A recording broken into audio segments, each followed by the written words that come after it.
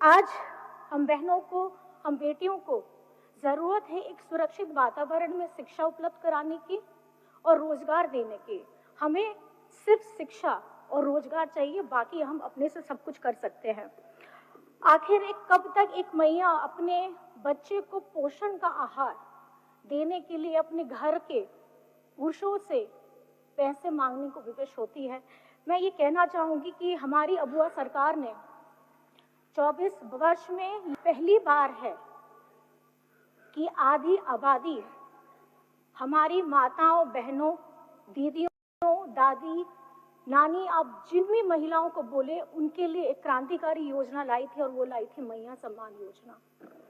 और इस मैया सम्मान योजना में शुरुआत में हम लोगों ने प्रतिमाह 1000 रुपए देने का काम किया था, और जिस तरीके से एक वादा निभाया था 2500 रुपए देने का, आज आप हर एक महिलाओं के चेहरे में खुशियां देख सकते हैं, उनकी आंखों में एक सपना देख सकते हैं। वो अपने जीवन के स्तर को सुधारने का काम कर रही है, और ये काबिले तारीफ है क्योंकि झारखंड के मुख्यमंत्री हेमंत सोरेन जी के द्वारा लाई गई उनकी सोच आधी आबादी को ये समर्पित है। आज हम जब बातें करते हैं, हमारे विपक्ष के लोग ये कहते हैं कि मैया सम्मान का पैसा कहां से लाएंगे, कहीं ऐसा तो नहीं होगा कि दूसरे विभागों से आपके पैसे काट दिए जाएंगे। आज इस योजनाओं को रोकने के लिए चुनावी वर्ष में पीआईएल गैंग भी एक्टिव हो गए थे, लेकिन ये कहीं ना कहीं मैं झारखंड की जनता और खास करके मैया को बहुत बहुत धन्यवाद करना चाहती हूँ, क्योंकि उन्होंने सच का साथ दिया, और उस सच के साथ में आज हम अपने किए हुए वादों को पूरा कर रहे हैं। अध्यक्ष महोदय, आज हम पूरे गाजे बाजे के साथ अकाउंट में पैसे भी पहुंचा रहे हैं, और किसी विभागों से इसका पैसा भी नहीं कट रहा है। जहां एक तरफ मुख्यमंत्री रोजगार सृजन योजना के तहत 26,000 से अधिक लोगों को कम ऋण में उनको उनकी रोजगार उपलब्ध कराने के लिए राशि दी जा रही है, और वहीं पर में भी वन अधिकार अधिनियम के तहत 3,47,000 एकड़ वन भूमि का पट्टा भी दिया जा रहा है। राज्य के विभिन्न हिस्सों में आप 594 हमारे छात्रावास का काम शुरू हो चुका है, और वहां पे छात्रावास का मरम्मती के साथ बच्चों को भोजन मिले, पौष्टिक भोजन मिले, इसकी शुरुआत हो चुकी है। इसके अतिरिक्त अन्य शहरों में भी बहुमंजिला छात्रावास का निर्माण किया जा रहा है। अंबेडकर छात्रावास, रेडमा, डाल्टनगंज आदिवासी छात्रावास, रांची से अतिरिक्त 2 अन्य छात्रावासों में के काम के स्वीकृति भी मिल गई है। पहले फेज में 500 करके 10 छात्रावासों के निर्माण की योजना बनाई जा रही है। अध्यक्ष महोदय, आज हमारी सरकार 18 वर्ष से लेकर के 50 वर्ष की महिलाओं को उनके से सम्मान राशि 2500 रुपए उनको दे रही है, और ये आर्थिक सहायता उनको मजबूती प्रदान करने के लिए दी जा रही है। अध्यक्ष महोदय, वादा करने और उसे निभाने के लिए हेमंत सोरेन जी ने जो पूरे राज्य के लोगों को, महिलाओं के साथ किया था, वो वादा भी पूरा कर रही है, और आज ये पूरे देश के लिए एक अनुकरणीय विषय है। विभिन्न माध्यमों से बहुत सारी सूचनाएं भी प्राप्त होती हैं कि प्रतिमाह 1000 रुपए, 2500 रुपए जब दे रहे हैं तो महिलाएं क्या कर रही हैं। महिलाएं उन्हें अपने बच्चों के पोषण आहार के लिए, बच्चों की शिक्षा के लिए, और अपने कुछ छोटे स्वरोजगार के लिए इत्यादि वो उससे इस्तेमाल कर रही है, जो काबिल तारीफ है। और इस योजना के तहत प्रत्यक्ष परोक्ष रूप से हमारे राज्य की अर्थव्यवस्था को सुदृढ़ करने का काम किया जा रहा है। और मैं समझ सकती हूँ कि ये काफी मुश्किल काम था, क्योंकि इतनी बड़ी राशि को इकट्ठा करना, लेकिन मैं धन्यवाद देना चाहूंगी माननीय मुख्यमंत्री जी एवं वित्त मंत्री जी को।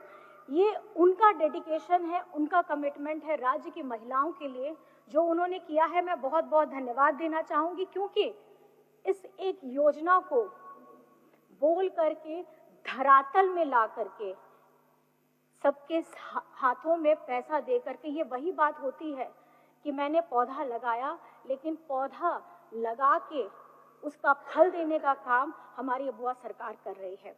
एक महिला के रूप में, एक जनप्रतिनिधि के रूप में मैं अबुआ सरकार को बहुत बहुत धन्यवाद करना चाहती हूँ।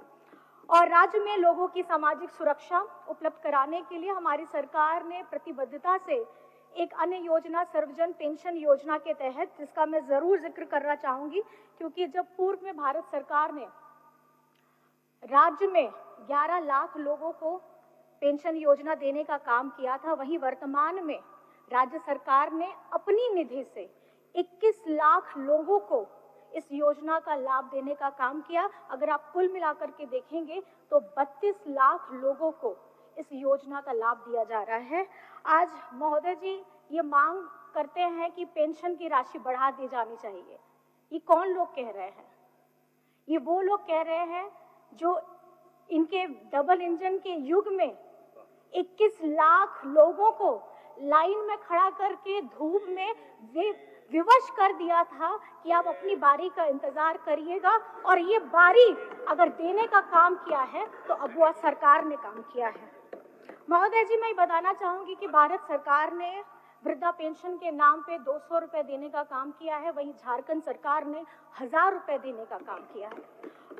भारत सरकार ने हमें विधवा पेंशन में 300 रुपए प्रतिमाह देने का काम किया है, लेकिन झारखंड सरकार ने 1000 रुपए प्रतिमाह देने का काम किया है। भारत सरकार ने दिव्यांग के लिए 300 रुपए प्रतिमाह देने का काम किया है, लेकिन झारखंड सरकार ने 1000 रुपए प्रतिमाह देने का काम किया है। ये 200-300 रुपए सुन करके ही मजाक जैसा अनुभव होता है। अध्यक्ष महोदय, अगर आज इस सदन में मैं आपके समक्ष पूरे सदन की तरफ से महिला होने के स्वरूप से मैं बस इतना कहना चाहूंगी कि भारत सरकार से मैं मांग करती हूं कि इस राशि को अगर वो 1500 रुपए कर दें तो काफी हम लोगों के लिए सहूलियत भी हो जाएगी। आज हमारी सरकार हमारी बच्चियों की शिक्षा, उसकी प्रोन्नति के लिए हमारी लाई गई योजना सावित्रीबाई फूले किशोरी समृद्धि योजना के तहत 40,000 रुपए की राशि बच्चों के अकाउंट में जा रहे हैं, जहां कक्षा 8 से लेकर के कक्षा 12 की बच्चियों को ये पैसा दिया जा रहा है ताकि किसी आर्थिक कमी से उनकी पढ़ाई न रुक सके। आज हमारी जो योजनाएं हैं वो हमारी दृष्टि को रेखांकित करती है। हमारी योजनाएं कल्याण के लिए नहीं, हमारे अधिकार की दृष्टि से हम उसे देखते हैं। वे अधिकार जो हमें बहुत पहले मिल जाने चाहिए थे, वे अधिकार जिसे हमें वंचित रखा गया था। It's not about making women stronger. Women are already stronger. But the main thing is that it is about changing how the world perceives that strength.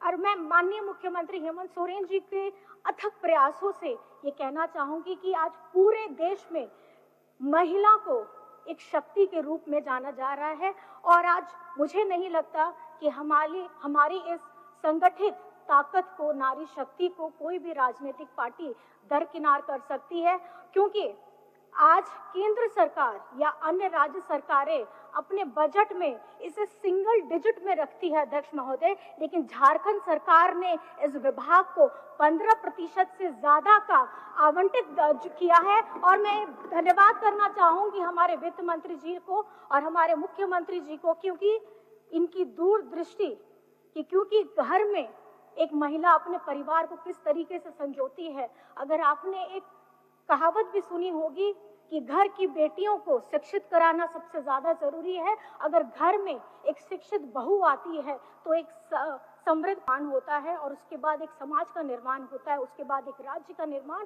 और उसके बाद एक देश का निर्माण होता है अध्यक्ष महोदय। और मुझे लगता है कि आगामी दिनों में हम सब के सम्यक प्रयास से हमारी ये स्थिति बहुत अच्छी होगी, और हमारा जो हर किसी का, चाहे पक्ष का हो विपक्ष का हो, एक सपना है सोना अबुआ झारखंड, वो जरूर साकार होगा। क्योंकि जिसकी चमक फिलहाल अभी कुछ चंद घरों में तक सीमित है, उसे आगे बढ़ा करके राज्य के आखिरी खड़े पायदान व्यक्ति तक उनके घर को चमकाने का काम किया जाएगा। अध्यक्ष महोदय, बस मैं आपका भी धन्यवाद करना चाहूंगी कि आपने मुझे ये क्षण दिया, ये पल दिया जब मैं अपनी